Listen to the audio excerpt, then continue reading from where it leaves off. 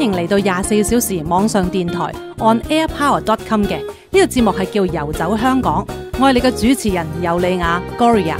我哋呢個節目咧不單會講文化，甚至係香港嘅藝術啦、音樂、社會嘅時事，甚至一啲小人物，我哋喺街角會見到佢嘅，但係我哋唔知道原來佢嘅故事係非常之有趣，所以喺呢個節目裏面呢，我哋都會探討下呢啲小人物嘅。咁歡迎大家逢星期五夜晚9點鐘遊走香港。Now he's on airpower.com. We are the topic about his Hong Kong Go Go Go. Now I'm the DJ host. I'm Gloria Chan. And now today we have a guest. He's a Matthew Friedman. He is a Chief Executive Officer of Mekong Club. The topic about today, he's talking about the human trafficking and the slavery. Let more people understand the situation in Hong Kong or in the world and understand to concern this topic. Now, Matthew, you have your time to explain what's the meaning of human trafficking and slavery. Thank you very much for that introduction, and thank you for the opportunity to be here today. We're going to be talking about human trafficking, and a topic that a lot of people really don't have a lot of information about. And so what I'd like to do is to just start off with some cases to help people to understand how human trafficking works. To begin with, most people, when they think about human trafficking, think about women and girls who are forced into prostitution. Yeah. For good reason, because there's 4.5 million women and girls in prostitution around the world, which is a huge number of people. Now, the typical way this happens, I'll give you one example from Nepal. A human trafficker, guy around 25 years old, will go into the village, he'll flash a bunch of money around, and he'll say, I'm looking for a wife. I don't want an urban wife. I want a rural wife. So he goes around until he finds a nice, pretty girl, and then he proposes to the family and actually says, I'd like to marry your daughter. They actually go through the ceremony. So the family and the daughter and everyone feels like everything's going well. They believe him. Yeah, exactly. But after that, he says he'll take her to the capital, Kathmandu, but instead he takes her to India. Now, she's never been anywhere before, so she thinks she's still in Nepal. When they get there, they go to the red light district. He puts her in a room and he says, honey, I'll be back in a short period of time. And then he goes off to the madam and he gets his $600 for having sold her to the brothel. He gets the gold from the marriage. He basically hands over the wedding pictures. And then he goes to Nepal to do it again and again and again. And imagine what happens afterwards. The madam goes in and says to the girl, guess what? Your husband just sold you to me, and you're going to have sex with 10 men a day, 7 days a week. Wow. So all of a sudden she says, no, that can't be. My husband wouldn't do this. But she can't contact with the family too because she don't know where she's going. She has no idea. She's in the middle of nowhere. Madam says, yes, that's what happens. The woman's response is, I'll kill myself. She takes out the photos from the marriage, says, this is your mom, your sister, your brother. You hurt yourself. We're going to hurt them. So she's trapped in this situation. To make her into a prostitute, they bring in professional rapists.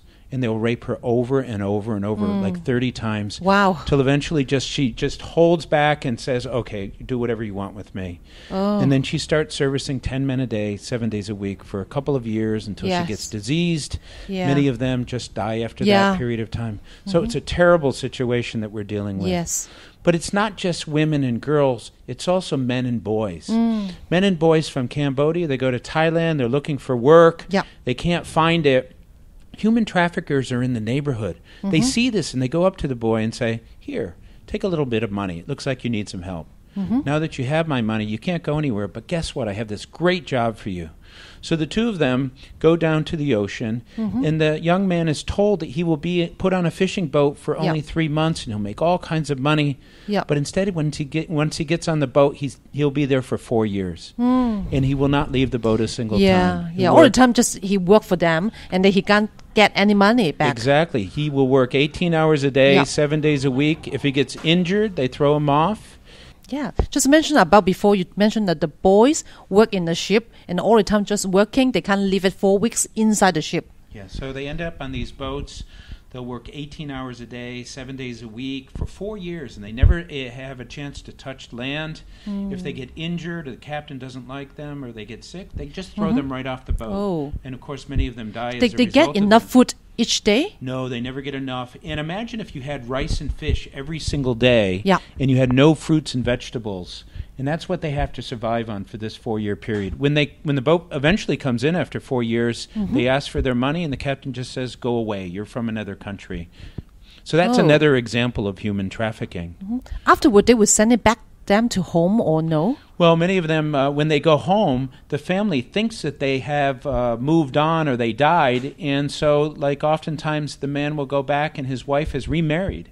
It's kind of a very tragic situation that they have. Okay, wow. It's tricky. So let me give you another example of a sweatshop. In this particular case, a person from Burma travels to Thailand. He hears that there's work near the ocean, so he goes down there, and there are many factories down there. And so he knocks on the door of one of the factories. Then the manager comes out and says, "What do you want?" He says, "Well, I'm looking for a job." "Okay, I'll give you a job, but you have to stay within the factory. I will pay you $50 a month, which for a Burmese person is a lot of money." Salary, So he goes in there, he works for a couple of months, 14, 15 hours a day, terrible circumstances. At the end of that, he goes to the manager and says, "Can I have my money?" The manager says, "Well, I forgot to tell you it cost $54 for you to be here." So they own them. They own them every they need single to pay day. back today. Exactly. The debt gets worse and worse, and as a result of that, they can't get out because they're told if they try to leave without paying their debt back, they will be beaten or their family members will be hurt. And so that's another... So just like a slavery, work for them. They don't pay any money for them. Exactly the way it is. It's a terrible circumstance. Domestics from Cambodia hear that they can earn $120 a month, but they first have to pay $1,000 to get all of the training and everything done. So the family goes to the bank, gets a loan. They go through all of this process. Everything's fine until they get down to Malaysia. When she gets out of the airplane, the people who are there ask for her passport. They take that away, and then they give her a contract that's in a language she can't read. She says, "Well, I can't read this. You know, I can't sign this." And they say, "You have to. You have to." So she finally forced them signs to do that. Exactly. After that, she then goes to the house. She works from 6 in the morning until 11 o'clock every single day. She has no breaks. But at least she knows money's going back, or at least she thinks she knows. After 3 years, she goes home. The family meets her there and says, "What happened? We received no money at all." Because what the contract said was that room and board and medicine and food was all subtracted. So instead of making $120, she was only making $10, and they didn't even bother to send that home. When they went over to the agency and complained, they said, "Go away. What are you going to do about it? You're poor. You have no power." That's another example. But the government, they don't involve this case to help them to fight for this fight. But that's the difficulty, is a lot of people who get caught in these situations are so poor and disenfranchised that they have no one to go to. Nobody will listen to their case. Usually if you have money and power, you can get the legal system to take care of you. But if you're poor, oftentimes that doesn't happen. So the legal system does not work for them. This is a picture of a 2-year-old child from Bangladesh who is a trafficking victim. For those people who know 2-year-olds, you know that they can't do much. You know, they're not cognitively developed enough to be able to really make a difference. So what do you do with a 2-year-old? Well, what they do is they put them on the back of camels in the Middle East. Why? Because if you put a 2-year-old on a camel, the 2-year-old screams and the camel runs. So they race camels with these infants on the back of them. And after a couple of years, the infant is too big, so they basically just throw them out on the street. So at a time when most of us have children who are going to school at 5 years old for the first time, these kids have to start their life on the street by themselves. This is another example of human trafficking. Now, for the most part, when it comes to kind of looking at human trafficking, you can just see the expressions on the faces of these individuals. It's torture a lot. Yeah, it's so much torture because what human trafficking is about is a person loses control of their life. Somebody else takes control of them for a period of time. And that's the big problem. All of us have choices. We can go to the store. We can stay in bed. We can do whatever we want. If you're a victim of human trafficking, you don't have those types of abilities. So I'd like to talk a little bit about the definition of human trafficking. There's, according to the United Nations, there's 3 parts to this definition as it relates to adults. a category called the act, a category called by means of, and for the purpose of exploitation. Yep. So you pick one of these various elements for each of them. So if you transport a person and abduct them for the purpose of exploitation, you have trafficking. Or if you harbor with threats for the purpose of exploitation, you have trafficking. For children, you don't need the second category. For you recruit or transport or harbor for the purpose of exploitation, because they don't have any fight and any energy to fight for this thing. Exactly.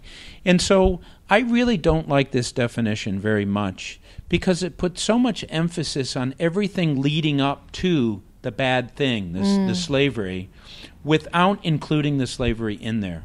So it's almost like everything leading up to a robbery is the problem, but not the robbery itself.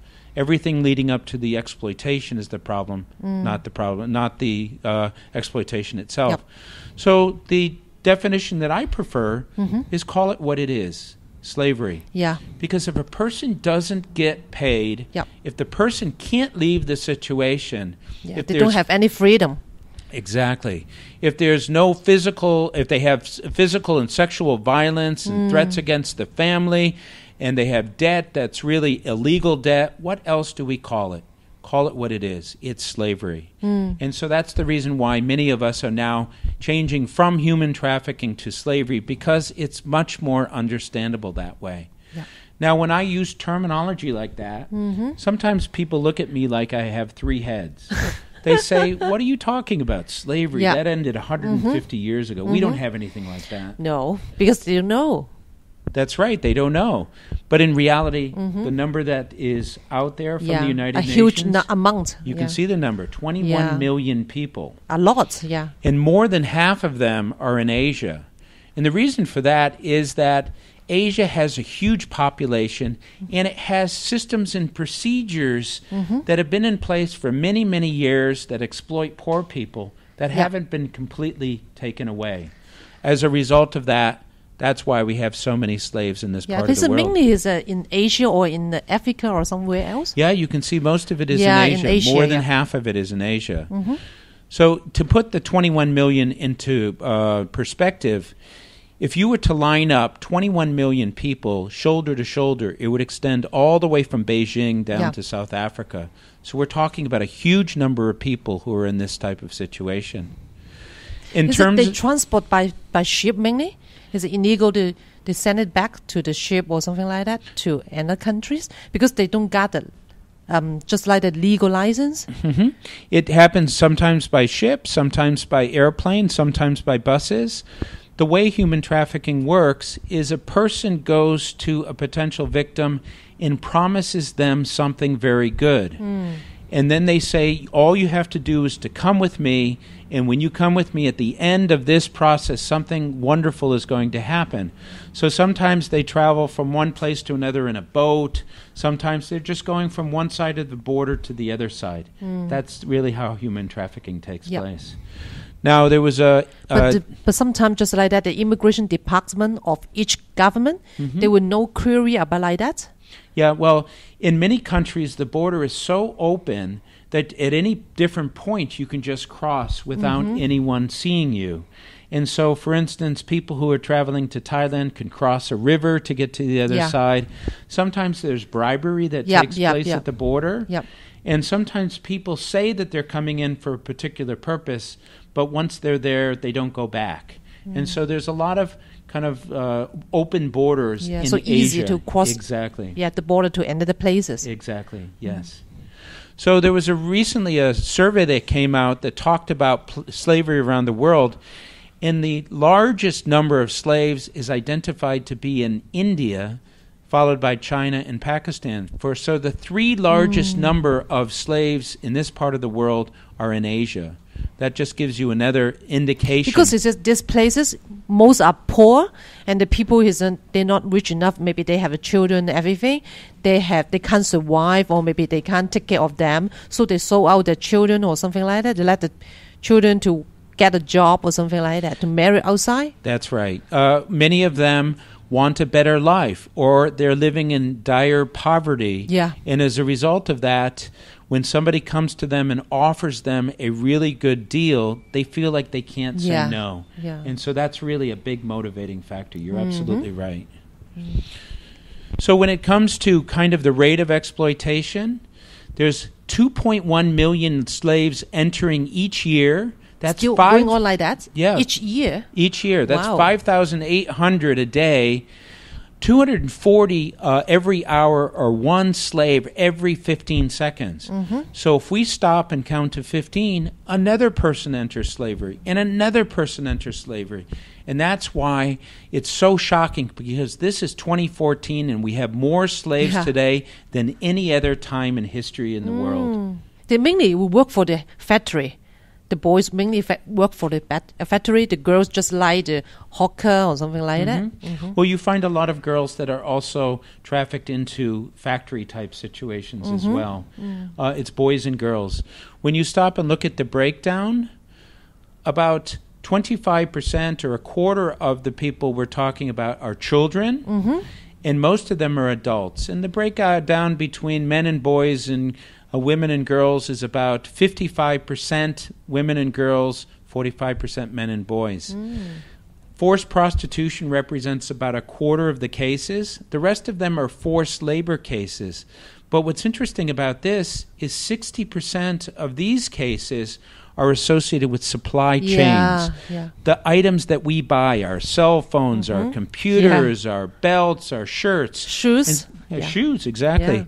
And so we can't, as consumers, buy things without potentially supporting slavery around the world. That's why this is such an important thing. Now, how the process works, just to give you a little bit of insight into this, if I came up to you, Gloria, and I said, I'm going to offer you... Go on. I'm going to offer you a job in the United States, and I'm going to give you $1 million US. Wow, so attractive. Very attractive. Yeah. You only have to work 4 days a week. I'll give you 2 hours off at lunch, and I'll give you a house and a car. Are you interested? Yep. You're very interested. Yep. But you probably think that that seems too good to be true, right? If a person who has never made more than $1 a day has somebody come to them and say, I'm going to give you $3 a day, and instead of working 16 hours a day, you only have to work 14 hours a day, and I'll give you 2 hours off on Sunday. But you have to make the decision right now. You can't go home and tell your family. So if you don't, I'm going to go to that person or that person. So most people just feel like they can't say no to it because they've never had an offer like that before. So deception and lies is the biggest reason why people get trafficked. The second way is through debt. So if I lent you 1,000 Hong Kong dollars because you needed it in an emergency, and then 2 days later you tried to give me 1,500 back, as a criminal, I'd say 1,500. No, 15,000. And you'd say, well, that's not fair. And I'd say, well, I'm a criminal. I don't care. You either give me the money or you have to come with me and work in a factory. So people are locked into that situation. When it comes to kidnapping, we often think that people are kidnapped, but it doesn't happen very often because if you try to kidnap something, they do allow the public concern or something like that, the government or something like the policeman arrests them. That's right. And so it's too dangerous for the traffickers. So deception and debt is really what keeps people in place. So, well, after we take a rest and come back again to talk about in-depth another cases to let the public understand the human trafficking and the slavery situation in the world, okay? Okay, very good.